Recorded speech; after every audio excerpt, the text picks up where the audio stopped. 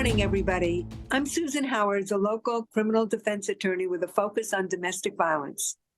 And this is the Safety Net, Brookline Interactive Group's show dedicated to the eradication and education about domestic violence.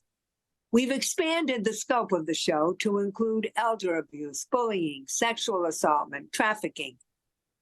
But today we have something very special, and we have somebody very special. Scott Wilder is joining us.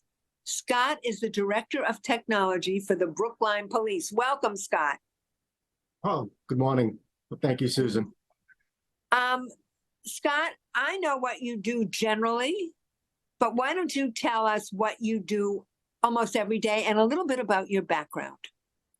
Sure thing, Susan. Thank you.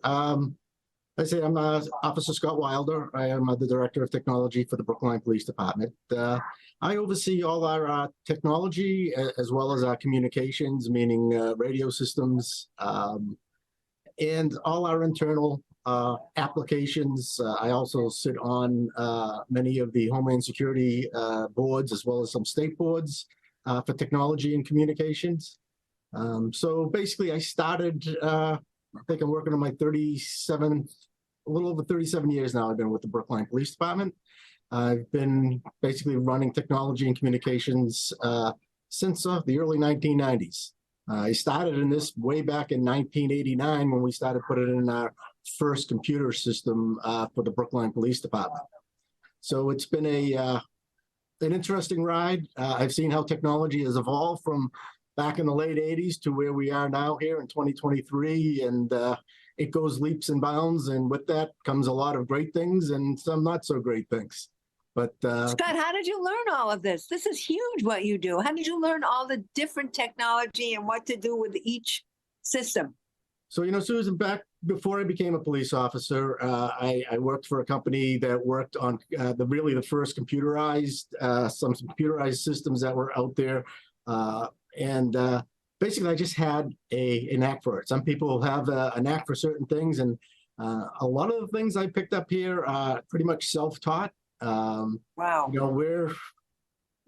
What's interesting is we had an evaluation done of the workload that basically my office does. There's two of us here, two sworn officers, by an outside entity back probably around 2008.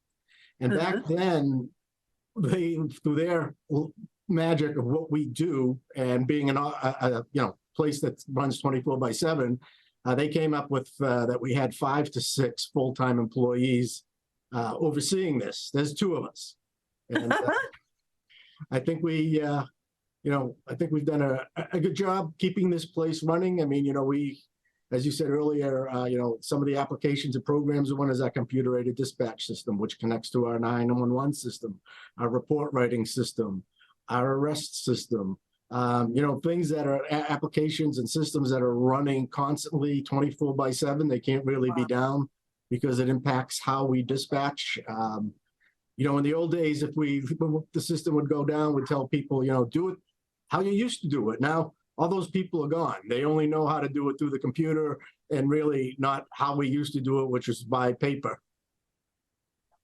Oh my gosh. So I know things, I know that you do the marathon.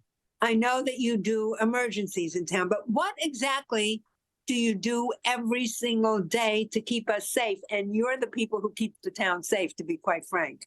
Without you, I don't think safety would be as high as it is in Brookline. Well, I appreciate that. I mean, our main goal naturally always is to support the people that are on the street, the dispatchers, the people that are handling the calls, as well as our officers getting there. We want to give them the most information we can give them on that call, the history of we have a history of the location. So if there's multiple calls at a particular location, that's available for the laptops for the officers and the cruisers. So you get an idea when you're going to the call, as well as the dispatchers see that, or anybody could click into the call as it is and see if we've had similar type of calls. What were so basically you get framing what you have in the past at that location, if there is any information on location or the individual at the location, which basically helps you, I think, as you get there, understand what type of problem or call you're dealing with.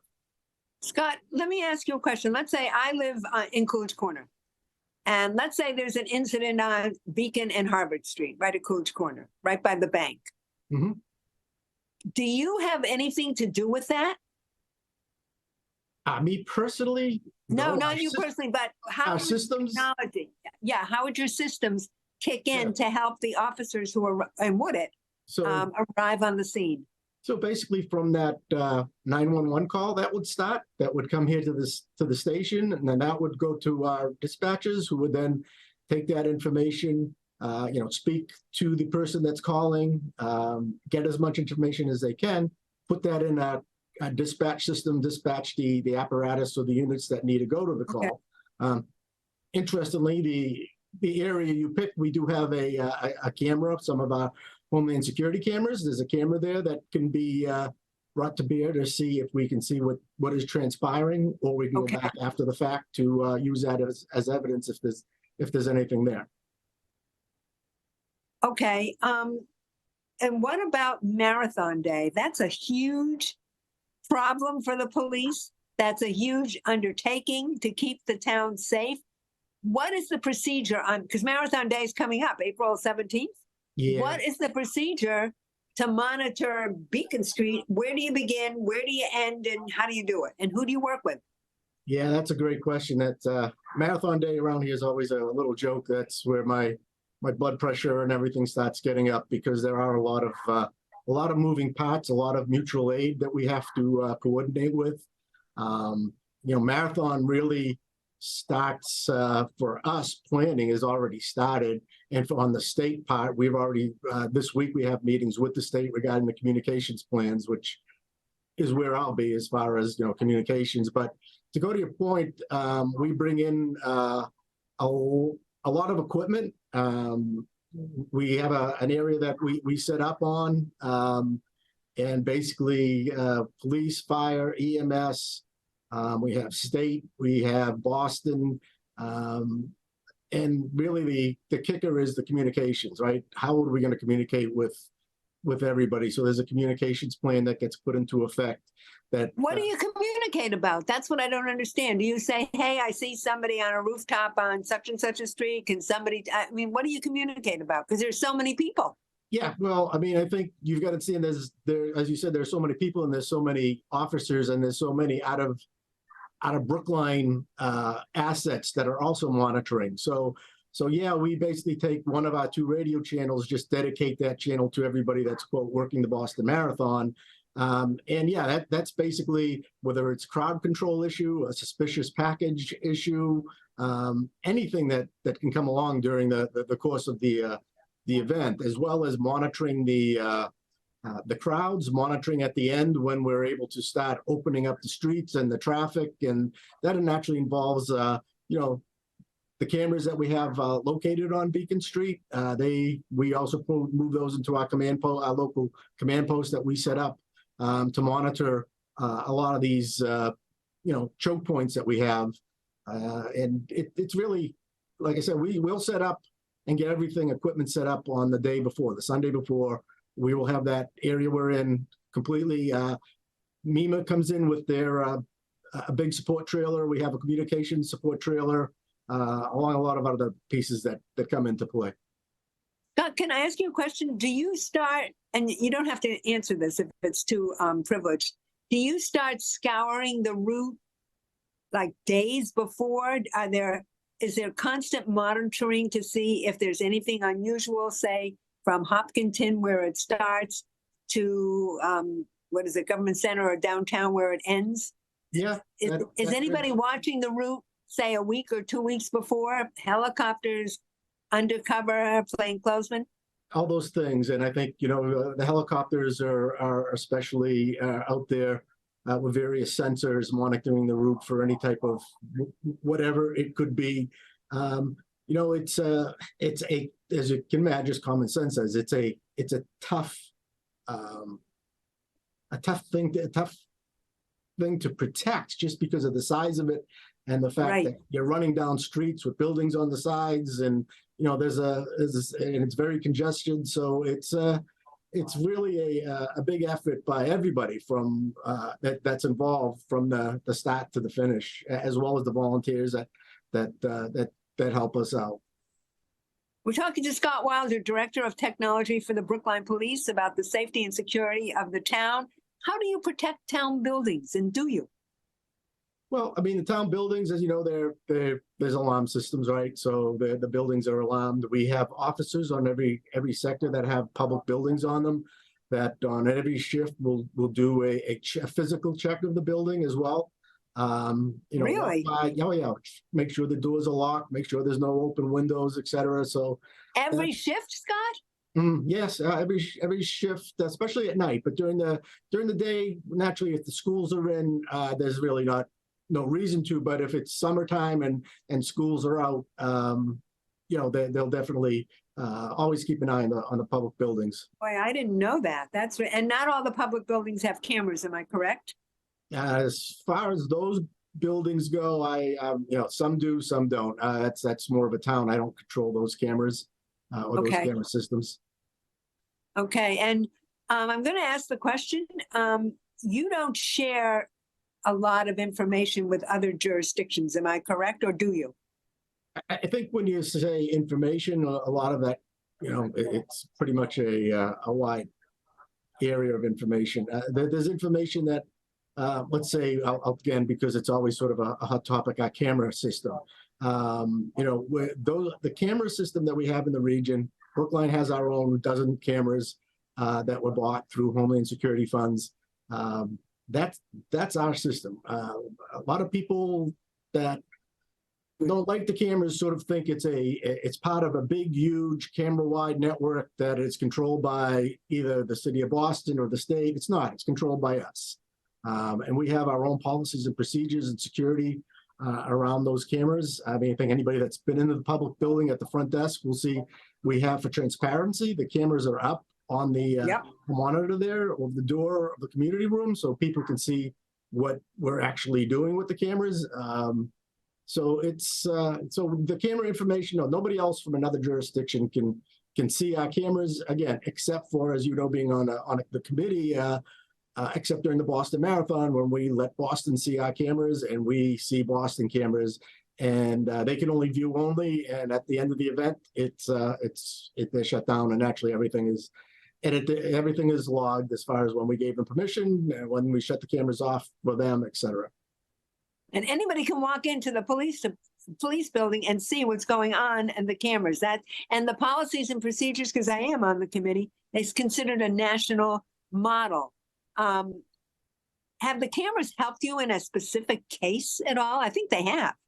Well, the cameras have been very helpful in many cases, both as evidentiary pieces and as also as clearing people that were maybe being looked at or accused of doing a crime, or people actually, and they weren't, right? People reporting crimes that never took place. We were able to, going back to the cameras, find these things out. So, yeah, they've helped out mostly for, a lot of what the requests we get are usually for car crashes in those areas. But yeah, the cameras are very helpful. They're a tool, as we were talking about technology. I mean, technology keeps going. I think public safety can't be behind the curve with technology. Not today, not today. And given that, what you've just said, recently in our area, there has been a horrendous uptick in domestic violence. I'm talking about Cohasset. I'm talking about Andover, the young lad who at St. John's Academy, whose dad destroyed the family. How has the technology of the police department helped the police in their efforts to curb domestic violence? Well, I think, we have a fantastic team of officers here, detectives here, everybody, Annabelle Lane, a social worker, on premise. Doreen Gallagher, the victim witness. Doreen Gallagher has been unbelievable for so many years. It's just, and you know them very well. We've got an incredible pool of people and resources. They're really the heroes as far as handling the domestic violence piece. Technology really doesn't get involved in that, other than basically giving them information if it's been information that we've captured in the past. But I think that all the kudos go out to the officers that basically are first responders that get there, as well as the individuals we just mentioned, as well as the detectives, et cetera. I mean, Brookline has a fine group of individuals here. We always have, and things have gotten tough for us, but hopefully we'll be back to where we can be. Yes, hopefully things will even out, because I think we have a fabulous police department. People know that. I do want to focus on a little bit on body cameras. Do you have any thoughts on body cameras that you would want to share? Because that seems to be a hot issue on the news right now. And I don't know whether it's a hot issue or the news is making it a hot issue. Well, I think, we as Brookline Police have been looking at body cameras when they first came out. So we've always been, and that's part of my job. I always try and stay ahead as newer technologies come out, or review and see these various technologies come out. There are, a few big vendors that are in play with the body cameras, a few that are not so well known. They all have something different to deliver, but at the end of the day, the video is the video, regardless of the system. I mean, so I think the body cameras, they change, I think, how you, not only from, your perspective of the officer on the street now has to turn the camera on, turn the camera off in the particular situations, but that they're involved in, but then it becomes on the technology end, how do you store all this data? How do you download all this data? What's the best way of doing it? I'm losing you. Whether it's a cloud service that these individual companies offer, or your own on-site data storage. So, I mean, I think body cameras. Go ahead. I'm sorry. Body, are they here to stay? Yeah, I think body cameras, once people invest them, are here to stay, but it is a big investment. It's an investment that you have to keep involved in, right? As the technology changes, that investment in technology has to be refreshed and upgraded. So you do get locked into pretty much whatever vendor you end up choosing. You're going to pretty much be riding that vendor for quite a few years. But I think that, we in Brookline, as you know, we don't have body cameras. So if we are so instructed to get involved and look at them, we've already got a good base. We've already looked at companies. We already have contacts. And we can basically, at that point, do a refresh and make a decision that fits best for Brookline. For Brookline. And what about facial recognition? Yeah, facial recognition. Well, as you know, that's off the board right now. You can't use facial recognition. Again, to me, facial recognition in certain situations, it's part of what you need for evidence. And if it right. helps you solve a crime that is, we're talking about domestic violence. I mean, if you can use facial recognition to put somebody in some place that they said they weren't, or clear them for being. I mean, facial recognition is a tool, just like DNA is a tool for law enforcement. I know facial recognition is an extremely hot topic, but again, I think eventually it's going to not be something that's going to be used constantly, but a tool that would be there for individual cases. If it's not the piece that can help you solve and break a case, you got to use it. Absolutely. Scott Wilder, Director of Technology for the Brookline Police. In the last minute, any words of wisdom to all of us to help you keep Brookline safe? You're doing a great job so far.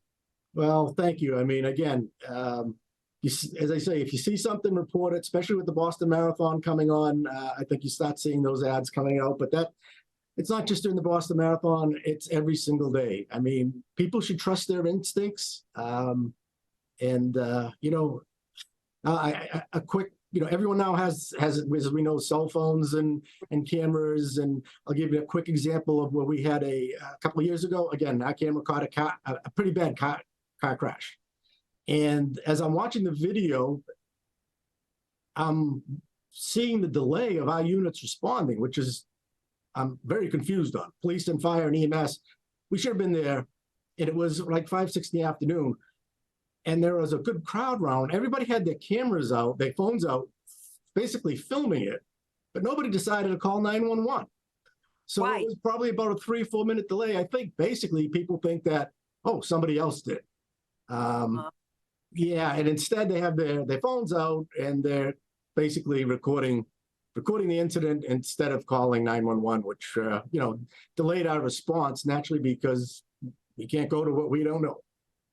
Exactly. Scott Wilder, thank you so much for coming on the Safety Net today. We appreciate all you do for the town, and hopefully you'll come back. Best of luck. Thanks, Susan. I appreciate it. You have a great day. Thank you all. I appreciate the opportunity. That's it for the Safety Net today. Bye-bye.